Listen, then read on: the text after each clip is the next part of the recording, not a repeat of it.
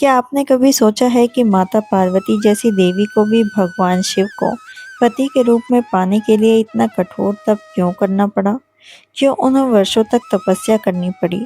क्यों भगवान शिव ने स्वयं माता पार्वती की परीक्षा ली? और आखिर वह कौन सी भक्ति थी जिसके सामने स्वयं महादेव को भी झुकना पड़ा?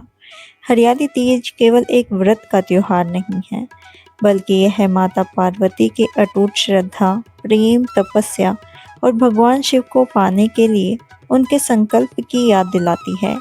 कहा जाता है कि माता पार्वती ने भगवान शिव को पति के रूप में पाने के लिए कठिन तपस्या की थी और उनकी इस तपस्या के फलस्वरूप भगवान शिव और माता पार्वती का विवाह हुआ। आज की कथा उसी अद्भुत प्रेम और तपस्या की है। तो आइए हरियाली तीज के इस पावन अवसर पर श्रद्धा से भगवान शिव और माता पार्वती का स्मरण करते हुए कथा को शुरू करते हैं। बहुत समय पहले भगवान शिव की अर्धांगिनी माता सती ने अपने पिता दक्ष के यज्ञ में अपने पति भगवान शिव का अपमान सहन न कर पाने के कारण अपने शरीर का त्याग कर दिया था। माता सती के जाने के बाद भगवान शिव संसार से पूरी तरह विरक्त हो चुके थे। उनका मन किसी भी सांसारिक बंधन में नहीं रहता। वे कैलाश पर ध्यान में लीन रहते। उनके लिए संसार, राजपाट, सुख और वैभव सब कुछ अर्थहीन हो गया था। देवताओं को चिंता होने लगी कि यदि भगवान शिव इसी तरह तपस्या में लीन रहे तो संसार का संतुलन कैसे बना रहेगा। उधर समय बीतता गया। माता सती ने पुनः जन्म लेने का संकल्प लिया और फिर हिमालय राज के घर में कन्या के रूप में जन्म हुआ। उनका नाम रखा गया पार्वती। पार्वती बचपन से ही अत्यंत धार्मिक और शिव भक्त थी। जब भी उनके पिता भगवान शिव की चर्चा करते, पार्वती बड़े ध्यान से उनकी बातें सुनती। धीरे धीरे उनके मन में भगवान शिव के प्रति ऐसी श्रद्धा उत्पन्न हो गई कि उन्होंने मन ही मन उन्हें अपना पति मान लिया। एक दिन नारद मुनि हिमालय राज के घर पहुंचे। उन्होंने बालिका पार्वती को देखा और उनके भविष्य के बारे में बताया। नारद मुनि ने कहा, राजन, आपकी पुत्री साधारण कन्या नहीं है। इनके जीवन में भगवान शिव का विशेष स्थान है। पार्वती ने जब यह सुना तो उनके मन में अपने संकल्प को लेकर विश्वास और भी मजबूत हो गया। उन्होंने निश्चय कर लिया कि मैं भगवान शिव को ही अपने पति के रूप में स्वीकार करूंगी। लेकिन भगवान शिव उस समय संसार से विरक्त होकर गहरी तपस्या में लीन थे। पार्वती के सामने सबसे बड़ी चुनौती यही थी कि वे महादेव को अपनी तपस्या और भक्ति से प्रसन्न कैसे करें। उन्होंने सुख सुविधाएं छोड़ी, महल का आराम छोड़ा, जंगल में रहने लगे। उन्होंने कठिन व्रत किए, कभी केवल फल खा रही, कभी केवल पत्ते खा रही, और धीरे धीरे उन्होंने पत्ते भी खाने छोड़ दिए। उनकी तपस्या इतनी कठोर होती गई कि उन्हें अपर्णा नाम से भी जाना गया, अर्थात जिसने पत्तों तक का भी त्याग कर दिया हो। दिन बीतते गए, मौसम बदलते गए। कभी तेज धूप पड़ती, कभी वर्षा होती, कभी ठंडी हवाएं चलती, लेकिन पार्वती का संकल्प नहीं बदला। उनके मन में केवल एक ही नाम था, ओम नमः शिवाय। उधर देवता भी चाहते थे कि भगवान शिव फिर से गृहस्थ जीवन स्वीकार करें, क्योंकि संसार के कल्याण के लिए शिव और शक्ति का मिलन जरूरी था। देवताओं ने कामदेव को भगवान शिव की तपस्या भंग करने के लिए भेजा। कामदेव ने भगवान शिव के ध्यान को भंग करने का प्रयास किया, लेकिन महादेव ने जैसे ही अपनी तीसरी आंख खोली, कामदेव भस्म हो गए। इस घटना से सभी देवता भयभीत हो गए, लेकिन पार्वती की तपस्या नहीं रुकी, वह और भी दृढ़ होती गई। एक दिन भगवान शिव ने पार्वती की परीक्षा लेने का निर्णय किया।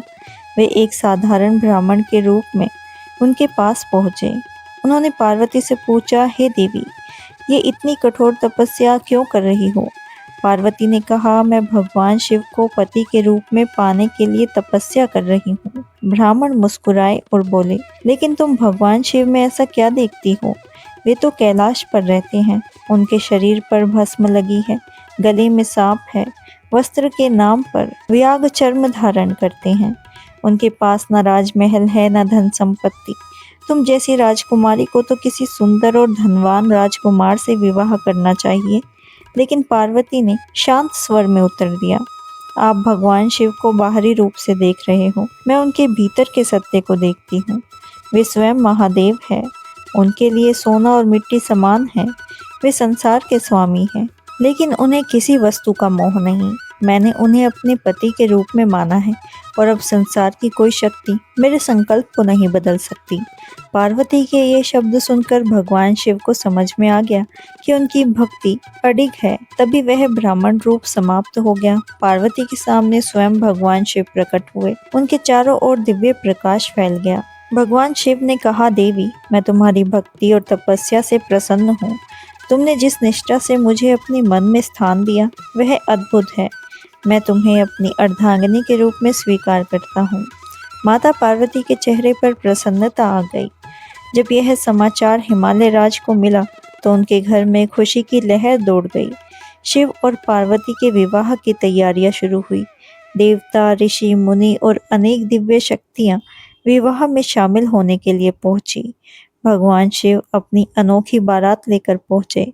उनकी बारात देखकर हिमालय राज के परिवार के लोग आश्चर्यचकित रह गए। किसी के शरीर पर भस्म थी, किसी के गले में सांप था, कोई विचित्र रूप में था। लेकिन जब माता पार्वती ने अपने वर के रूप में भगवान शिव को देखा तो उनके मन में केवल प्रेम और श्रद्धा थी। उन्होंने महादेव को स्वीकार किया और इस प्रकार भगवान शिव और माता पार्वती का विवाह संपन्न हुआ। यह केवल दो व्यक्तियों का विवाह नहीं था, ये शिव और शक्ति का मिलन था। इसी कारण हरियाली तीज को माता पार्वती की तपस्या और भगवान शिव को पाने की उनकी अटूट भक्ति को जोड़कर देखा जाता है। मान्यता है कि इस दिन महिला माता पार्वती का स्मरण करती है और अपने वैवाहिक जीवन की सुख शांति की कामना करती है। कई स्थानों पर महिलाएं निर्जला व्रत रखती हैं, माँ पार्वती और भगवान शिव की पूजा करती है, झूला झूलती है और तीज के गीत गाती है। लेकिन इस व्रत का सबसे बड़ा संदेश केवल इतना नहीं है कि मनुष्य अपनी इच्छा पूरी होने की प्रार्थना करे, बल्कि माता पार्वती की कथा हमें सिखाती है कि सच्ची श्रद्धा, धैर्य और दृढ़ संकल्प के सामने कठिन से कठिन रास्ता भी आसानी से खुल सकता है। माता पार्वती ने महादेव को पाने के लिए केवल इच्छा नहीं की थी, उन्होंने अपने संकल्प के लिए त्याग किया और उन्होंने कठिनाइयां सहन की, लोगों की बातें सुनी, लेकिन अपने मन में विश्वास नहीं छोड़ा। हरियाली तीज के इस पावन अवसर पर माता पार्वती और भगवान शिव के चरणों में यही प्रार्थना करें कि हे महादेव, हमारे जीवन से सभी दुख और परेशानियां दूर करें। हे माता पार्वती, हमारे परिवार में प्रेम, सुख और शांति बनाए रखें। हर सुहागिन का सुहाग की रक्षा करें, हर परिवार में आपसी प्रेम बनाए रखें और जिनके मन में कोई सच्ची मनोकामना है, उनकी मनोकामना पूरी करें। लेकिन हमें भी माता पार्वती के जैसे विश्वास और भक्ति प्रदान करें। अगर आपको माता पार्वती और भगवान शिव की यह कथा अच्छी लगी हो तो वीडियो को लाइक करें और इसे अपने परिवार और प्रियजनों के साथ शेयर करें। ऐसी ही पौराणिक कथा और भक्ति से जुड़ी कहानियों के लिए हमारे चैनल को सब्सक्राइब जरूर करें। हर हर महादेव।